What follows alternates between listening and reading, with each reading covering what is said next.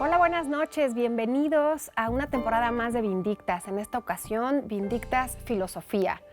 4 mujeres que dan perfil a ese pensamiento filosófico mexicano.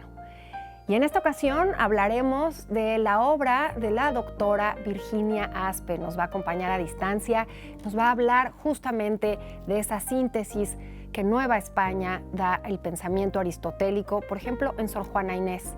Busquemos esa raíz de México en ese periodo virreinal. Acompáñenos. Creo que hombres y mujeres hablamos de cosas diferentes, pero en temas coloquiales. En los temas de profundidad filosófica hay un modo de abordar que puede ser diferente.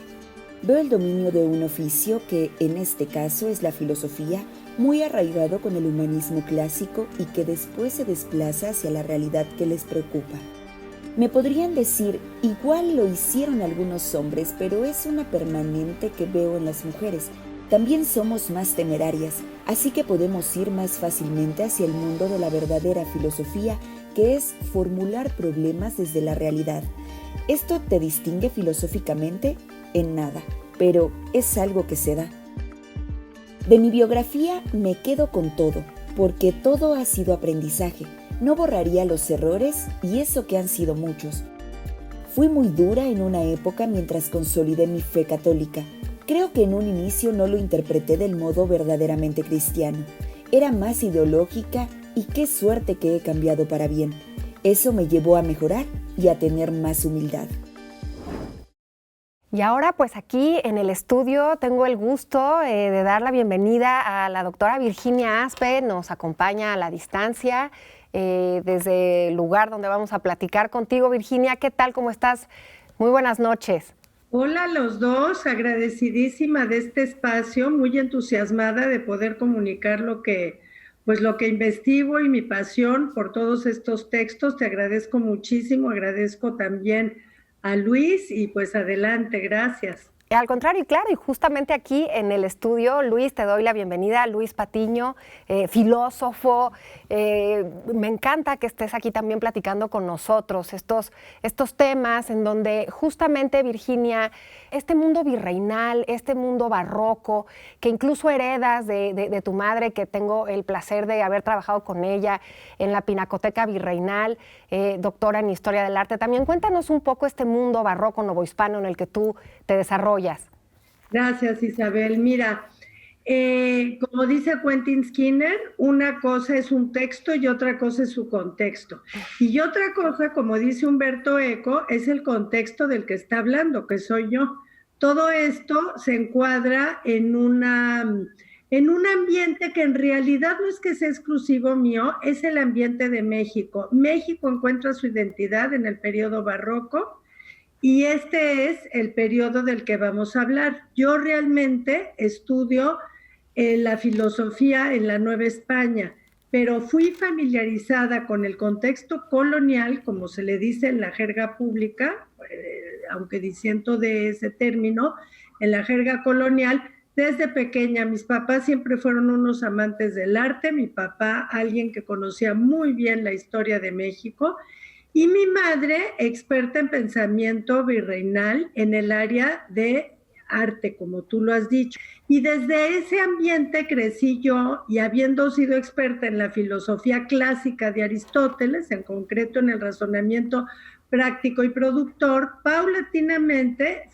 continué mis lecturas paralelas de México y fue encontrando que también había una filosofía en ese ambiente que yo veía en mi casa y que yo veía en la cultura de mis padres. Y qué suerte, de ahí transité hacia lo que tú denominas este contexto mexicano. Y esto que hablas de en el periodo virreinal, en esos 300 años, incluso, Luis, hemos sido más virreinato que México independiente. Y a mí me parece importante, me parece fundamental que conozcamos de manera muy profunda todas estas filosofías, porque finalmente lo que creemos, lo que somos, lo que nos gusta, lo que no nos gusta, proviene de este periodo.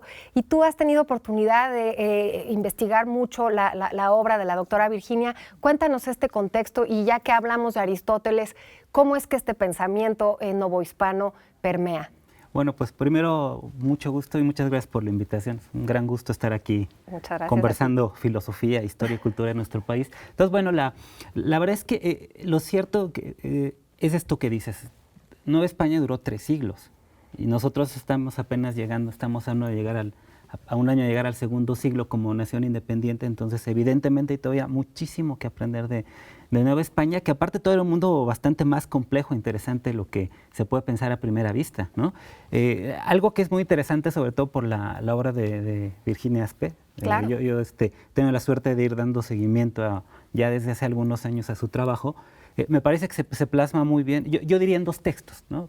Que son claves para mí, ¿no? Aquí lo tenemos, el de las aporías fundamentales del periodo nuevo hispano, y llegamos finalmente a esta obra importantísima que es Aristóteles a la Nueva España, que se nos ve aristotelismos. Yo creo que y esto es la marca de la época, coincide con el Renacimiento, con el descubrimiento de América, con una reinvención del mundo, también le llaman una primer globalización.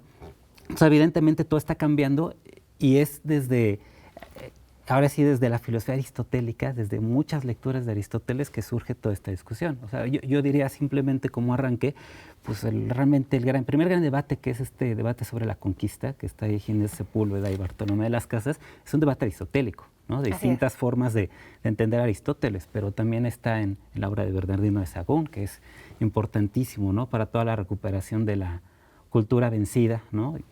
Esto a su vez nos va a llevar tarde o temprano al criollismo, pero entender que es un momento clave en el que confluye todo, ¿no? Renacimiento, final de la Edad Media, un mundo que está a la parte descubriéndose, a la parte inventándose, como decía O'Gorman, ¿no? Todavía viene el 17, que es una época más consolidada, evidentemente de tinte teológico, filosófico, que esto es importante para entenderlo. Luego viene el 18, que es ya la gran consolidación de Nueva España. Sí. Y mucho de nuestro país viene de esa época, ¿no? Claro, y justamente, Luis, todo esto que nos hablas de este pensamiento filosófico, que es lo que vamos a estar analizando en la siguiente cápsula del trabajo que ha hecho la doctora Virginia Aspe justamente en este sentido. Desde el inicio de la colonización española en América, Aristóteles estuvo presente con sus obras directas, tanto en el currículo inicial de las facultades universitarias como en las cátedras teológicas de los colegios de las órdenes religiosas. Aristóteles fue punto constante de referencia en temas seculares, fuese para apoyarse en él o para, en el mejor de los casos, oponerse a sus postulados. Desde el siglo XVI, la Real y Pontificia Universidad de México dejó documentado el currículo y las fuentes que trabajaron los alumnos y profesores de las 3 facultades que conformaron su tronco académico: Medicina, Artes y Derecho. Para tratar, pues, en suma, la disposición, descripción y calidad de estas regiones, reinos y provincias y las condiciones naturales, policias y costumbres de las gentes y naturales habitadores de ellas, parecióme comenzar por esta isla española, pues fue primero que lo demás, de lo principal hablando descubierta, y su excelencia, bondad, fertilidad y grandeza merece que a todas las tierras sea propuesta. Por increíble que parezca, en el siglo XXI se mantienen criterios de exclusión de raza por cuestiones de clima, anatomía, peso de la masa cerebral y tantas otras razones de orden físico por suelos, cielos y anatomía. Este argumento del siglo XVI es oportuno hoy para tales razonamientos. Virginia, este hilo conductor en el que pudiéramos encontrar un pensamiento aristotélico en Nueva España, platícanos, desmenúzanos estas ideas. Mira, yo una primera cosa que te diría es que hay 2 frentes en el hilo conductor. El primero es que la Academia, la Real y Pontificia Universidad de México, lo que hizo fue comentarios a las obras de Aristóteles. En ese sentido, yo encuentro la impronta aristotélica en la Academia Filosófica Mexicana de la Colonia. Otra parte del hilo conductor es en las polémicas que Luis acaba de decir, por ejemplo, que las 2 interpretaciones en torno a Aristóteles conforman la disputa de Valladolid entre Bartolomé de las Casas y Ginés de Sepúlveda. El primer libro que Luis publicó fue sobre Ginés de Sepúlveda. Ahora, hay un tercer hilo conductor que es cuáles son los temas que son fortaleza en la filosofía mexicana a lo largo de la colonia. Ese lo voy a dejar para el final. El tema es que la manera como estos frailes, que a su vez eran académicos y filósofos y teólogos, tenían para la comprensión del nuevo orden mundial que estaban observando, eran las categorías aristotélicas, era la única manera, el único horizonte de comprensión, como ellos podían entrar a decir, ¿qué es esto nuevo? Absolutamente inédito, nunca visto, que se llama América, y bajo esas interpretaciones van comprendiendo o estableciendo el orden que quieren tener. Un ejemplo, generalmente se habla benéficamente de algunos frailes o de algunos clérigos como Tata Vasco, por ejemplo, sí, o un fraile como Motolinía.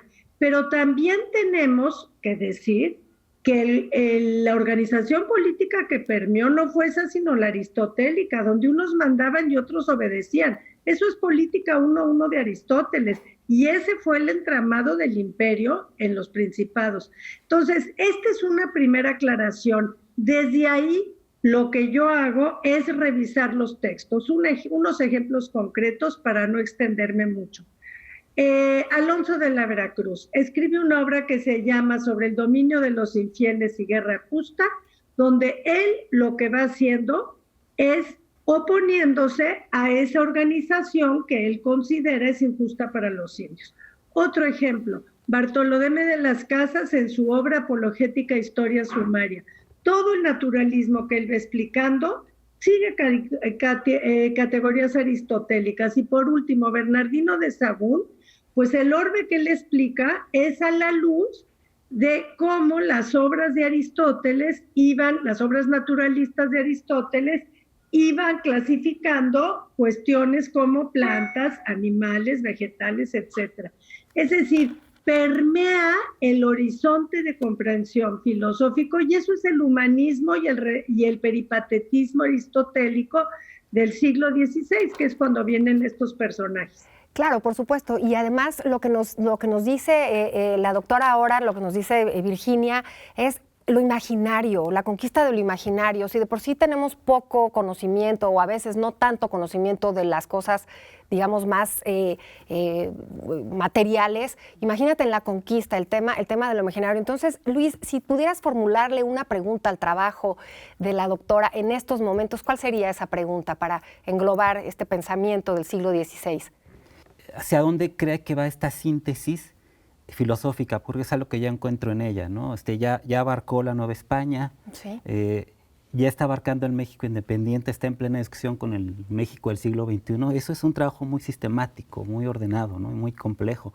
Entonces, ¿hacia dónde cree que va esta síntesis filosófica que va tomando forma en su trabajo? Claro, y me parece que nos va a ir hilando muy bien con una parte importantísima de ese virreinato que es Sor Juana Inés de la Cruz, su obra, su pensamiento, su obra filosófica, su obra poética, dramaturga, una mujer fantástica, y más allá de ser mujer, un individuo, un ser humano, una cabeza, una genialidad. Yo misma he pensado mucho hasta dónde va todo esto, y te voy a decir, mi investigación y mi obra no es una relectura, no es una revisión, y no quiero proponer una nueva vía. Lo he pensado mucho porque tú ya me has planteado esto. Lo que yo creo que hay que hacer es una metodología nueva que tenga un horizonte de comprensión menos dicotómico. Pero en cualquiera de los frentes. Un ejemplo para conectar con lo que tú me preguntabas sobre Sor Juana es lo siguiente. No es que yo quiera ir en contra de la interpretación de Soriano Vallés o de Octavio Paz, no más faltaba, o de Ana Lilia Tenorio, son gente que sabe más.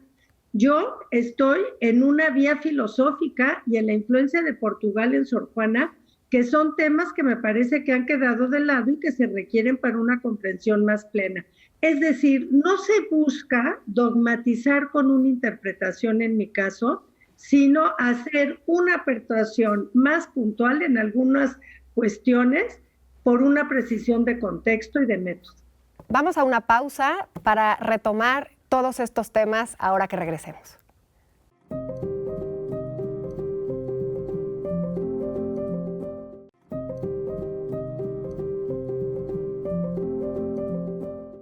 Estamos de regreso aquí en el estudio con nuestra invitada, la doctora Virginia Aspe, con Luis Patiño. Seguimos platicando, Virginia, con estos temas interesantísimos. Nos comentabas justamente la dicotomía entre fe y razón, o quizá también el concepto de libertad que tú encuentras en Sor Juana. Platícanos. Sor Juana ha sido interpretada dicotómicamente. Hay grupos que la quieren interpretar absolutamente ajena a la tradición cristiana a la cual ella pertenece. Ella es una monja de un convento y que profesó por su libertad y su voluntad. Por otro lado, hay grupos que la quieren canonizar, es decir, hay una tensión importante entre la manera de interpretar. Entonces, en Sor Juana hay fe y razón. Lo que tenemos que entender es qué cosas son en ella de fe y cuáles son de razón. Por ejemplo, el poema Primero Sueño es un poema 100% racional. Octavio Paz ha dicho que es un poema en blanco y negro. Efectivamente, no es poesía, es filosofía, es conceptual y ahí no cabe una interpretación sobrenatural o religiosa como algunos lo han querido hacer. A lo mucho es de ascenso platónico. Pero hay en otros casos, como en la Carta Atenagórica, donde su idea de libertad tiene un bagaje teológico fuerte. Y en mi opinión, y creo que esa es una contribución que yo he desarrollado en mi libro, tiene una simpatía muy importante por la idea jesuita de libertad. Entonces, Sor Juana, en mi opinión personal, surge con un tema de la libertad de claro raigambre jesuita respecto de la polémica auxilis. Por ahí es el marco de comprensión. Eso no quiere decir que ella no beba del pensamiento escolástico y también del aristotélico, desde luego. Por supuesto. Y Luis, justamente hablando de todas estas teorías, imagínate este mundo virreinal ahora con la aportación jesuita. Los jesuitas es una orden sumamente importante en el mundo, es una orden que es global, es una orden incluso por encima de los reinos, incluso por encima de los gobiernos, por eso su gran conflicto después con la monarquía española. Pero el pensamiento jesuita, platícanos un poco sobre esto. Bueno, es que Nueva España por sí misma es global, o sea, realmente, como decías en algún momento, es un gran experimento histórico, o sea, sin precedentes, y no sé si hay un equivalente actual, pero en el cual se sintetiza de manera ecléctica mucho de lo mejor que está produciendo en todo el mundo, o sea, en prácticamente todos lados, ¿no? Con el plus, que ahí sí está la gran aportación del humanismo jesuita, es una preocupación por el hombre mucho más amplia, ¿no? Entonces yo creo que las grandes aportaciones son pues, la gran pregunta por el hombre, por la justicia, ¿no? Por la relación con lo divino, que sí es mucho este mundo, ¿no? No debemos verlo de manera secular, o al menos no a la moderna, ¿no? Claro, sino como un mundo en el cual todo se está combinando. O sea, es un mundo finalmente marcado por lo religioso, pero no quiere decir que es irracional. Quiere decir que tiene una racionalidad muy específica del eclecticismo del siglo XVII y siglo XVIII. Sí. Entonces, Sor Juana, claro que lo está tomando, y me parece que es lo que la vuelve tan interesante, ¿no? Sí. Integra todo, o sea, tiene una capacidad muy barroca, esta es la parte exquisita del barroco, sí. de tomar todo lo mejor de todos lados y ponerlo con gran tino, ¿no? Con mucha elegancia. Claro, ¿no? y estarás de acuerdo, Luis, y estarás de acuerdo, Virginia, que es una gran mezcla, pero una mezcla que se arraiga profundamente, y eso nos va a llevar justamente al proceso de independencia, nos va a llevar al criollismo. Cuéntanos este arraigo que tiene este pensamiento. Mira, una de las cosas que hay que decir en esta interpretación, cara a lo que dicen tú y Luis, es que la gran ilustración que triunfó fue la francesa. Y los criterios para interpretar generalmente usan las gentes con ese criterio de modernidad.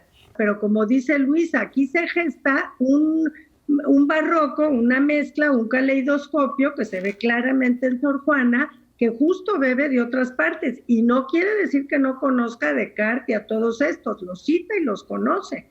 Pero la opción que se va creando en el criollismo, en este imaginario, es una opción distinta. Yo he rastreado mucho la influencia no solo de Portugal, sino la de Giambattista Vico, este italiano, que es claramente un autor barroco también. El barroco, como dice Luis, es indispensable horizonte de comprensión para esta temática.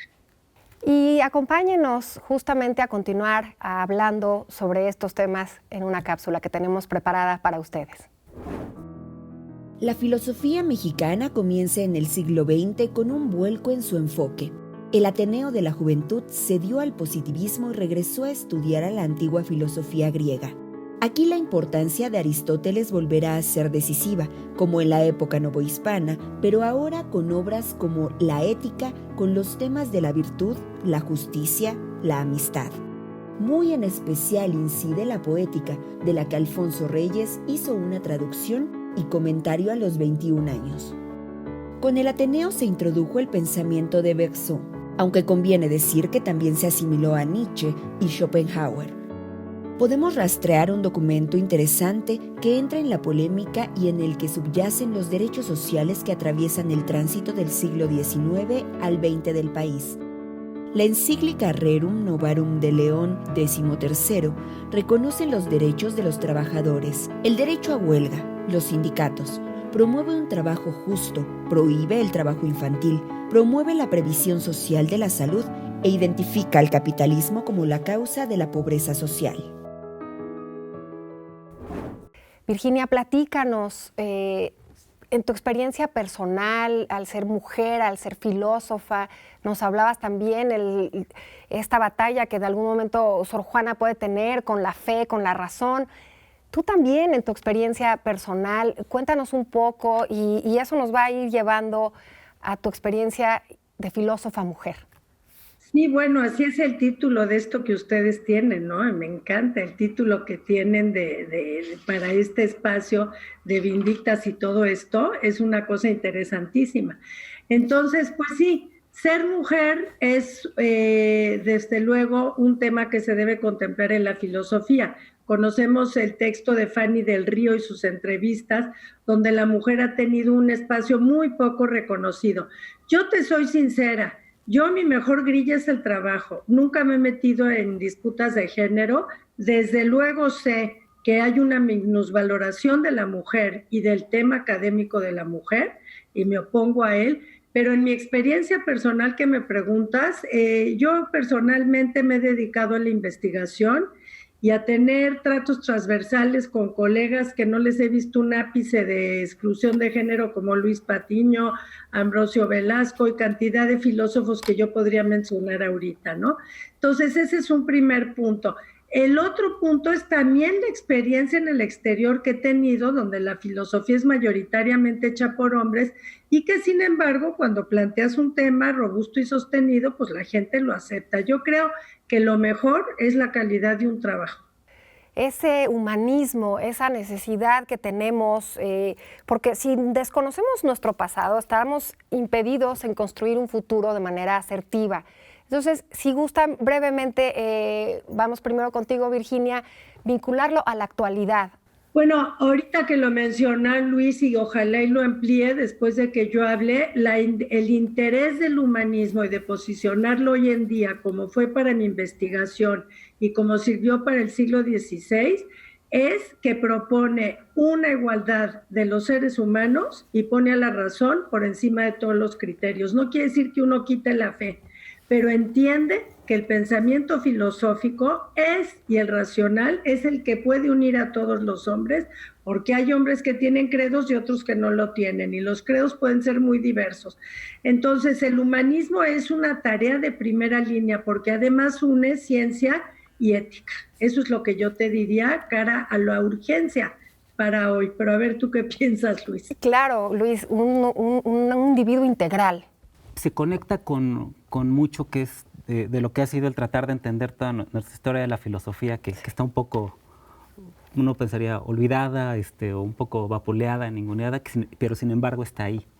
Y es muy importante, con grandes aportaciones. Yo creo que la gran pregunta ha sido encontrar nuestro lugar en la filosofía, ¿no? Y las personas que han tenido la fortuna de adentrarse más a este mundo tan rico que es la tradición filosófica mexicana, creo que saben que siempre está esta pregunta, ¿no? ¿Cuál es el papel del hombre americano? Legitimarse frente a un mundo que históricamente nos ha puesto como en segundo término, segundo, tercero o cuarto, ¿no? Entonces tratar de decir, bueno, cómo reinventar, y creo que es la gran aportación, ¿no? Cómo reinventar nuestra historia de la filosofía en general para encontrar ese lugar que tienen lo mexicano, lo africano, lo latinoamericano, todo, porque en realidad la filosofía es un patrimonio de todo el mundo. Creo que sencillamente cada pueblo lo ha hecho a su forma, digo, aquí lo tenemos, ¿no? Aquí hemos sido muy eclécticos, muy barrocos, y no es para nada malo, es solo nuestra forma, ¿no? Y creo que el reto está para quien se dedica a la investigación en filosofía, poder dar ese espacio adecuado en el cual todo lo podamos aprender, todo entre en el mismo nivel de discusión, y entonces ganamos todos en el sentido de una filosofía rica, bien entendida, y posiblemente nos permita valorar mucho mejor lo que hemos aportado en nuestra historia, que es bastante. En realidad hay grandes pensadores y pensadoras en nuestro país. Por supuesto, y no podemos tomar de un plumazo justamente esos 300 años, este laboratorio, eso que nos definió. Insisto en esto, que hemos sido más tiempo ese virreinato, y nos toca justamente en este periodo, en esta actualidad, en este 2021, que se conmemoran esos 500 años de la fusión de lo que somos los mexicanos. Entonces, Virginia, ante esto interesante que nos planteas, Luis, una reflexión, digamos, final, actual, que tú nos compartas a este futuro que nos viene, y además muy a cuento de estos 500 años, este 2021. Mira, una primera que yo te diría es que la opción por regresar a estudiar nuestros orígenes novohispanos no es una opción por optar por España, por elegir España o por elegir la cristiandad, porque en ese entramado novohispano está toda la tradición indígena. Esto es lo primero que hay que aclarar. No es una postura ni tradicionalista ni conservadora. Simplemente es entender de dónde venimos para entender hoy quiénes somos y qué fortalezas tenemos para poder dirigirnos hacia el futuro. No es frase mía, ya le había dicho Alfonso Reyes, ¿no? Pero mi conclusión final sería, qué importante es que México hoy, ante los dilemas que está enfrentando, conozca realmente su historia y las soluciones de filosofía política, social y jurídica que hemos ido dando, porque como dijo Luis, el siglo XVI es la primera globalización moderna, y ya se dieron muchas soluciones a los dilemas que hoy estamos enfrentando. El problema de México es la falta de memoria histórica, y entonces queremos volver a empezar desde cero. Eso es lo que yo diría en defensa de estas líneas de investigación. Pues muchísimas gracias, Luis, de verdad, el que estés aquí, hayamos tenido esta charla, esta plática amenísima de temas tan importantes, y como pienso como historiadora, mexicanos al diván, conozcamos nuestra historia. Muchas gracias, Luis. Contrario, muchas gracias por la invitación. Virginia, nuevamente, qué gusto haber podido platicar contigo, conocer tu pensamiento, tu filosofía, conocerte. Gracias de verdad por estar con nosotros en esta serie de Vindictas Filósofas. Gracias a ti, Isabel, a Luis Patiño, mi brother, mi querido académico, que los dos nos leemos siempre, y gracias a ustedes por esta labor excepcional que realizan. Muchas gracias. Y bueno, pues gracias por acompañarnos en este episodio de Vindictas Filósofas. Acompáñenos la próxima semana a desmenuzar este pensamiento en un capítulo más, en un episodio más de Vindictas Filósofas. Muchas gracias. Buenas noches.